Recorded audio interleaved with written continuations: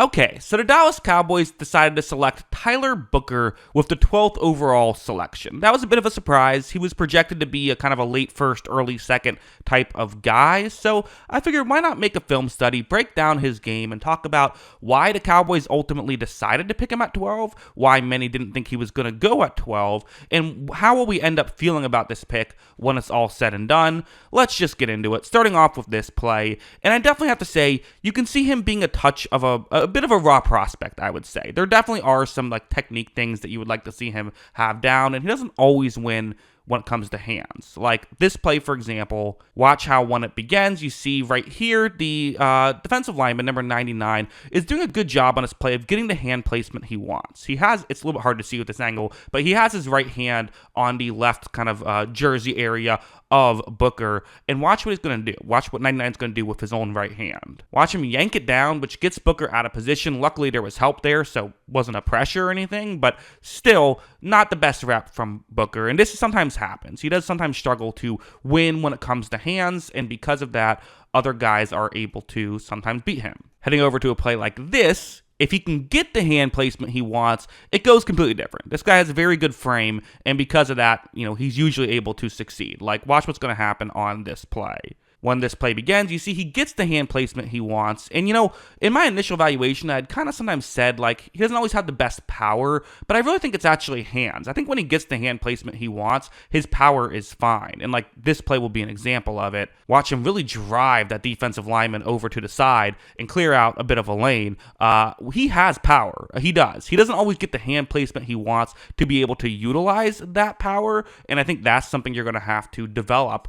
But if you can develop it, well, then you could have a really good guard, and I think that is their logic. I also want to be clear in saying I don't think this is a purely developmental player. I don't think this is a bad player that you're just going to have to somehow figure out a way to make him work.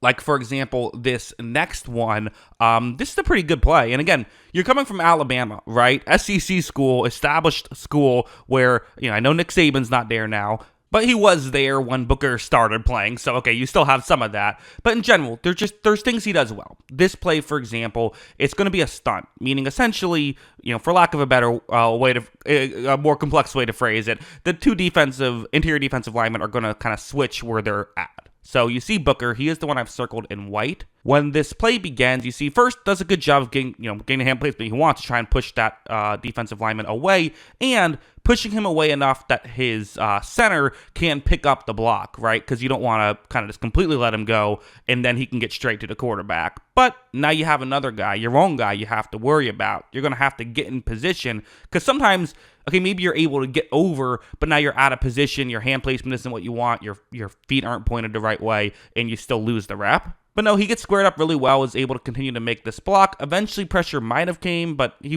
blocked it for as well as you would like him to block it in that situation. Ultimately, this stuff is very good from Booker. I do think you can point to some criticism with sometimes getting up to the next level. I think that's probably fair. Again, some of this might be technique, but you see right here, he is ultimately supposed to get up to the next level to block that LSU linebacker. And right at the bat, it's not a bad job. I mean, he does get there pretty quickly, but I think the linebacker does a good job at being able to get more towards the outside. And again, it comes down to hands. You see the linebacker, again, it's kind of hard to tell, but Tyler Booker doesn't have his right hand on that linebacker. The linebacker grabbed his wrist, which is, again, it's really hard to win in that situation. You really don't like to have your hands get lost like this against a linebacker. If it happens against a D lineman, you kind of get it.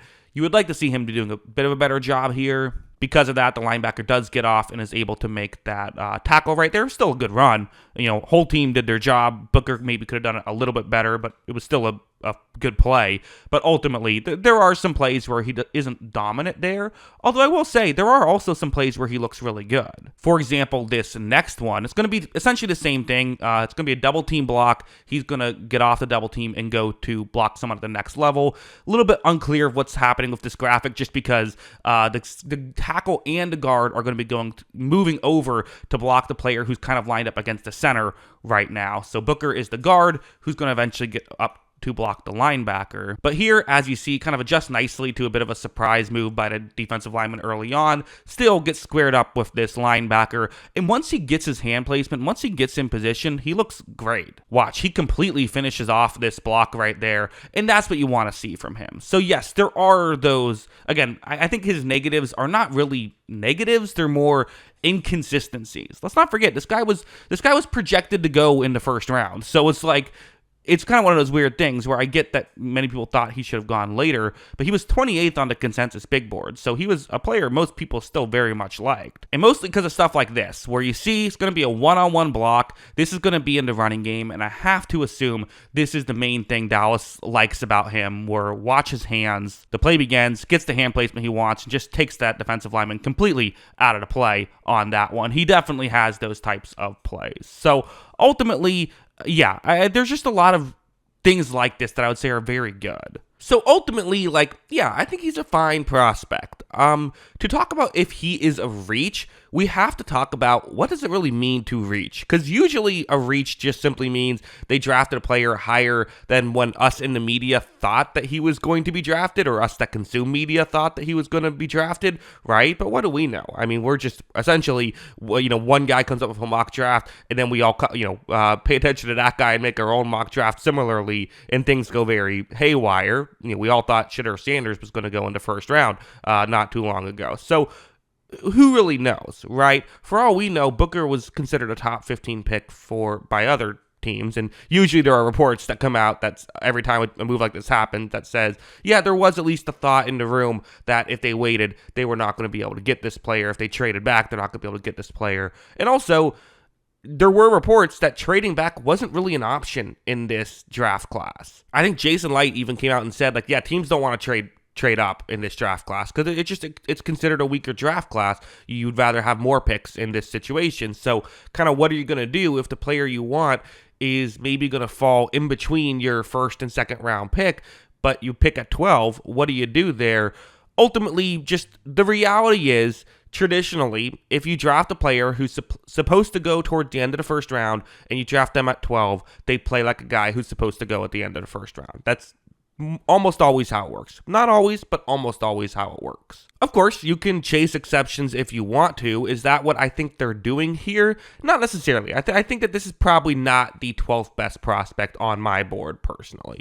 That being said, I still think there's value in him, and I still think he could work out, and I think that if he reaches his potential, this could be another one of those situations similar to Tyler Smith, of where people are like, oh, bet you feel stupid now saying that was a bad draft pick. And hey, I'm sure at some point one of these picks that I say was a bit of a reach will end up